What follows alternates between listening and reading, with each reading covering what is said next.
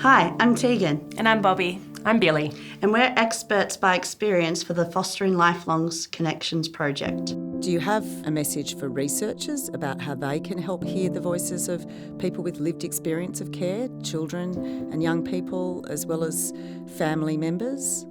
Kind of like what I said before in regards to casework is kind of, there's policies and procedures and it can be hard to not get caught up in that. For researchers too, I would love to encourage them to not be distracted from the end goal. The end goal is to help human beings. It's not all about numbers. And I think, like we've proven on this study, just the getting voices, getting accounts of lived experiences can show you more than anything else where change needs to be made and the fastest steps to progress. Yeah, I think that there's a sort of temptation when you work in research to go for stand on the shoulders of giants and see other researchers with long histories of work as being sort of the ultimate authority. And because of that, we often skip over people who have less of that, formal education background. And unfortunately, that's the reality for so many people who are experts because of the lived experience that they have. And so because that takes a little bit of an adjustment in your framework to think of young people who are still in care, young people who have only just left care, birth families who are involved in the care system, they are more expert on several things that they don't have data for because they have lived that experience. And there's no data on what they've experienced because nobody's asked them. And often, the articulacy that is required and the ability to stand up and be proud of who you are in such a difficult system and such a difficult situation in your life is really difficult for birth families and children in care. Yeah, no, I definitely agree with what you have said. I think specifically to birth families, they're not very often given that voice.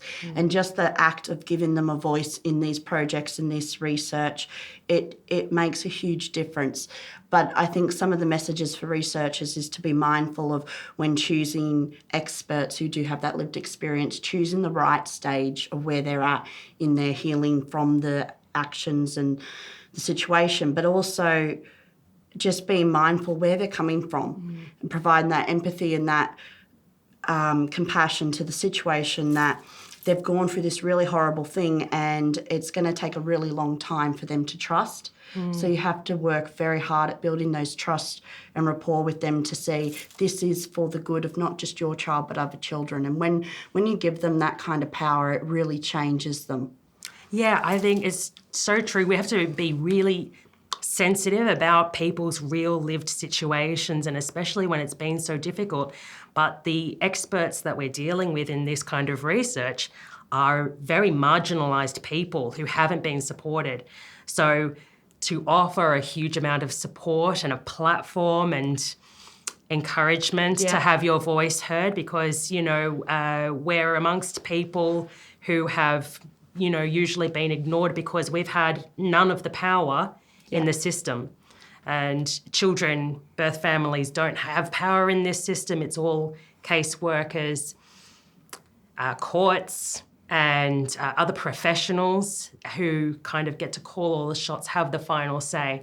So the people who have the least amount of power are the ones who are least likely to raise up their hand and say, oh, I have an opinion, Yeah.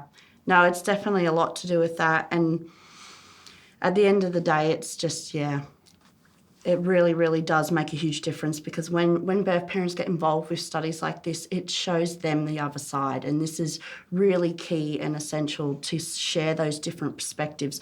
Birth parents become more cooperative when they can see all sides of the situation, and that impacts everybody much more positively.